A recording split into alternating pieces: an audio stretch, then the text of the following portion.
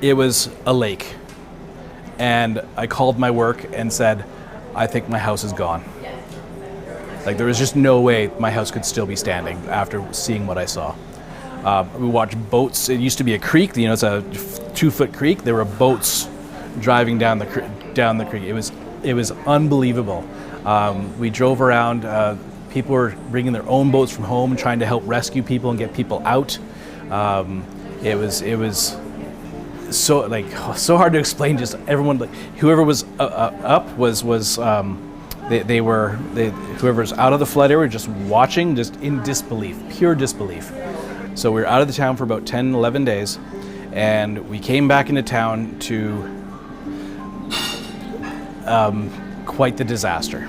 My house, of course, was flooded. Almost everybody I knew, their house was flooded. In one case, a friend of mine's house was utterly destroyed. His story is he was sitting watching TV, and all of a sudden the water came up through the floor. He had no idea. I had my father-in-law got rescued via helicopter off of Sobeys. Everybody has their story of what went on that day. But what happened that morning is a fella by the name of Dan, that's all I know him as, he came down that morning and came into the store and said, "It's coming."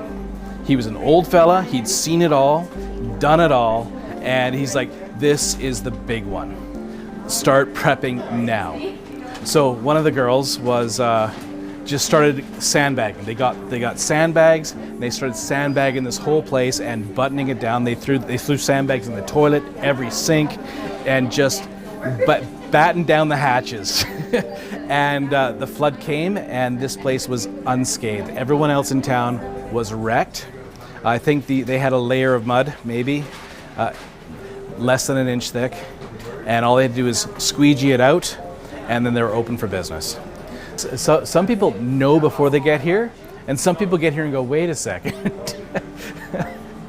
So yeah, and then they're like, "Was this in a TV show?" And I'm like, "Yeah, actually, it was in the Last of Us." The big difference is when there's actual disaster, people come together. It's the exact opposite. They don't start shooting each other up. Like, it makes for great TV, but in reality, the communities actually come together when there's a disaster. That's the big contrast. You see, we all have flood friends who we never knew beforehand, but open their houses, their hearts and their homes to us. So there was a lot of community happening. We had some friends come down from Calgary that my wife had known, but I didn't know them. But that they are slogging stuff out of our help, and it was amazing to watch the community get together. Neighbors were helping neighbors when they could. It was really fascinating. We're all traumatized, but we're all helping each other while being traumatized.